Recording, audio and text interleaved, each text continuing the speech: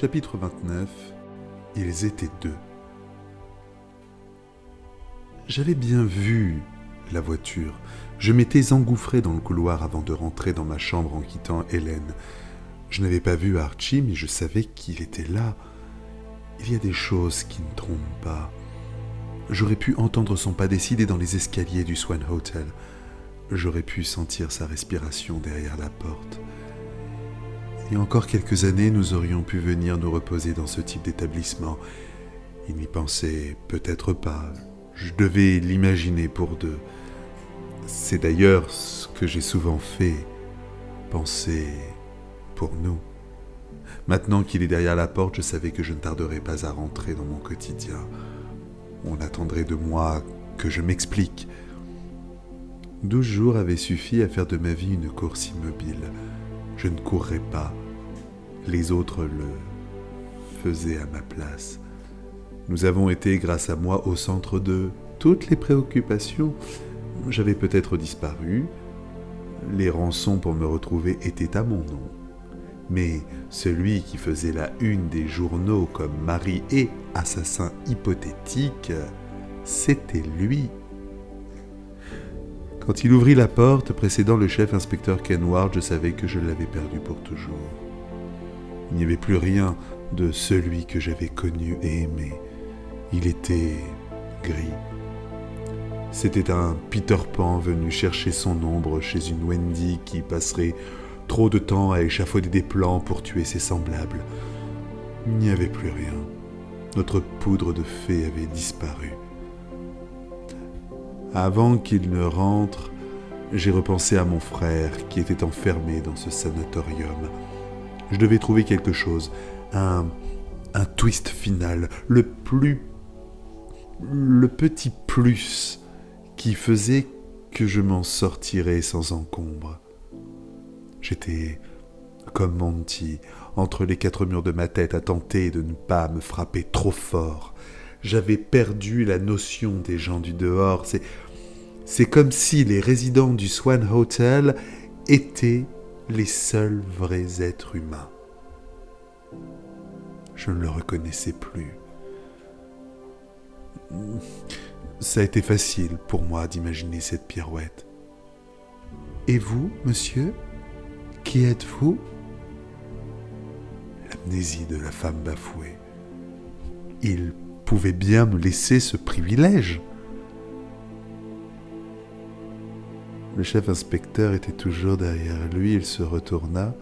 « Chef inspecteur, pourrais-je parler à ma femme seule à seule un moment, s'il vous plaît ?»« Mais bien entendu, je reste dans le couloir si vous avez le moindre souci. Il n'y aura besoin de rien. Mais merci tout de même. » Kenward quitta la chambre et ferma la porte. Nous étions seuls. Cela faisait 12 jours que nous ne nous étions pas vus. 12 jours durant lesquels il avait fait les frais de mon inventivité et de ma vanité à penser que tout marcherait comme prévu. Même si ce fut le cas, j'avançais à pas feutrés dans cette discussion qui s'offrait à nous. « Agatha, tu te souviens de moi ? Rassure-moi. » »« Mais bien sûr que je me souviens de toi. Mais nous allons faire comme si j'avais perdu la mémoire pendant quelque temps. Je préfère passer pour une cinglée que pour autre chose. Mais enfin, tu ne l'es pas. Fatigué, certainement, mais pas cinglé, comme tu dis. Tout le monde n'a pas la chance de se remettre en quelques jours d'un décès. Ce n'est pas celui de ma mère qui me fait le plus mal, figure-toi. Je sais qu'il me faudra du temps pour m'en remettre, il n'est que le prolongement de la vie. Mais alors de quoi veux-tu parler ? Pourquoi es-tu parti ? Tu ne vois pas, Archie ? Tu ne comprends pas ? Es-tu déjà si éloigné de moi que tu te moques de ce que je peux ressentir ? Agatha, tu ne peux pas me dire que tu as fait tout ça parce que tu es jalouse ? Jalouse ? Je ne pus m'empêcher de sourire. Il était si loin de notre vérité. Jalouse, dis-tu ? Je ne suis pas jalouse. Je suis en colère. En colère contre moi, contre nous. Nous n'avons fait aucun effort. Nous nous sommes laissés happer par la facilité d'une vie à deux, côte à côte. Mais comment as-tu pu mettre tout ça en place ? Eh bien, j'ai demandé à Nan de m'aider. Il leva les yeux au ciel. Oui. Nan, elle a été présente, elle ne m'a pas jugé. Elle connaît les blessures de l'amour-propre faites par l'homme qu'on pensait aimer. Mais ce sont des mots, Agatha. Notre vie n'est pas un de tes romans. Tu devrais retourner sur Terre.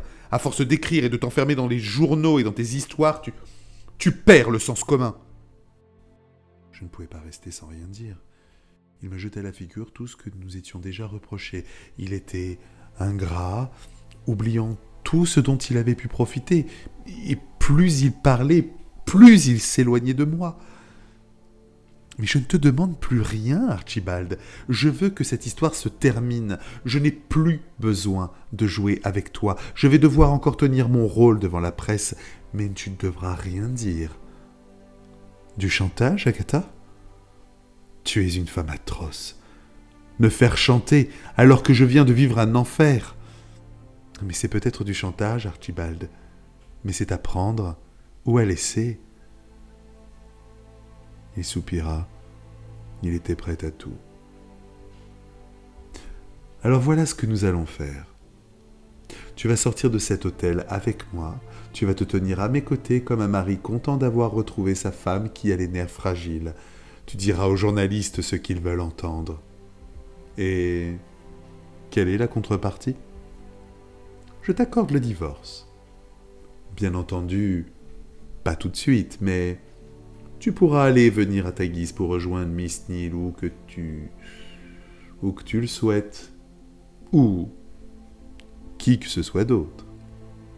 Nous ferons chambre séparée et nous prendrons le temps de tout expliquer à Rosalind. Tu deviens enfin raisonnable.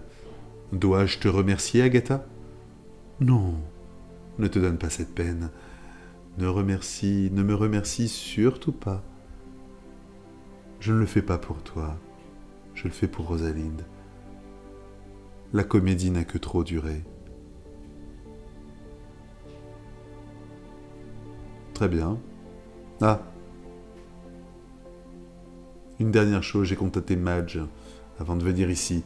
Elle ne devrait pas tarder, elle va venir t'aider à faire tes bagages et t'accompagner pour entrer à Sunningdale. C'est une délicate attention. J'apprécie.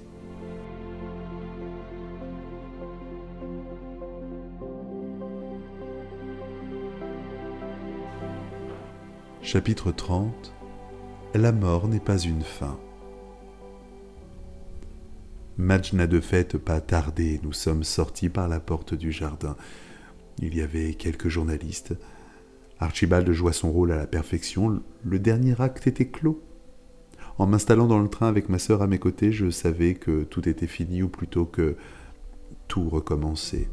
L'horizon des possibles s'ouvrait devant moi. Le train prenait de la vitesse à travers la campagne anglaise. Ma vie prenait son rythme de croisière maintenant que ce secret était derrière moi. La demande de Nan m'a permis de parfaire le crime dont je rêvais. Cette nuit du 2 décembre restera gravée. Je n'étais plus la petite auteure de romans policiers, j'allais devenir une femme que le succès n'effrayait plus. En rentrant à Sunningdale, dans l'allée qui remontait jusqu'à la maison, je pensais à ce qu'allait être ma vie à présent. Je me retrouvais enchaîné à mon métier, à mes lecteurs.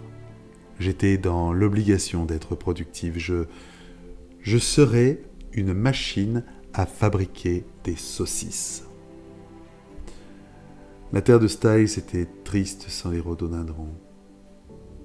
C'est particulier un jardin sans fleurs, c'est un peu comme un jeu d'échecs sans pièces. C'est un peu comme moi sans Nan, celle qui avait été mon pion idéal. J'avais pu faire tous les coups possibles pour elle sans que personne ne se doute de rien. Pendant mon séjour au Swan Hotel, j'avais décidé que je sortirais un livre tous les ans au moment de Noël. Cela me rappellerait mon mariage et les années de bonheur que j'avais vécues avec Archibald. Nous tenions toutes les deux devant la porte. Madge m'ouvrit. Carlo tenait la main de Rosalinde. Elle me regarda comme un fantôme. Un court instant, puis elle lâcha la main de ma secrétaire et sauta dans mes bras. Elle m'embrassa comme si elle avait pris conscience en me regardant qu'une page se tournait. « Maman, tu pourras me lire la suite d'Alice au pays des merveilles ce soir avant de dormir ?»« Non, ma chérie, c'est toi. C'est toi qui vas me lire la fin de ce livre. »« Youpi !» Elle se pencha vers mon oreille, puis me dit « Je suis content que tu sois rentré. Allez, va dans ta chambre, je viens te voir tout à l'heure, je dois parler à Carlo un petit peu. »« Oui, maman. » Elle monta à vive allure et regagna son repère qu'on lui demandait d'investir dès que les adultes devaient parler de choses qui la dépassaient. Je restais dans le couloir, encore plein de l'odeur de ma fille dans mon cou. Carlo se tenait devant moi. Le professionnalisme de cette femme l'interdisait de venir m'embrasser, même si je sentais qu'elle en eût envie. Un seul regard, et nous nous comprenions. « Carlo, merci d'avoir géré mon courrier pendant mon absence. »« C'est mon travail, madame. »« Ah, en parlant de travail, Carlo, avez-vous fini de taper les dernières notes que je vous avais mises de côté pour le prochain roman ?»« Oui, madame. C'est fait. Et à côté de votre machine à écrire pour la relecture, comme d'habitude. » Oh, décidément, vous êtes une perle. Alors que nous montions les escaliers pour nous rendre dans mon bureau, je lui dis « Je dois vous faire part d'une idée ou deux que j'ai eue concernant l'un des livres dont nous avons parlé. Je pense que nous pouvons mélanger beaucoup de choses dans le champagne, comme du poison par exemple. »« Oui. Ah oui, c'est une idée. Ça permettrait de tuer sans être vu. »« Tout à fait, Carlo.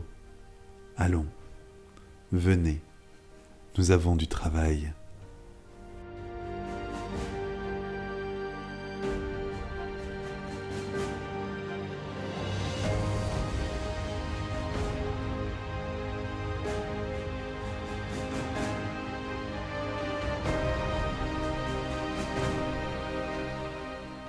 Remerciements.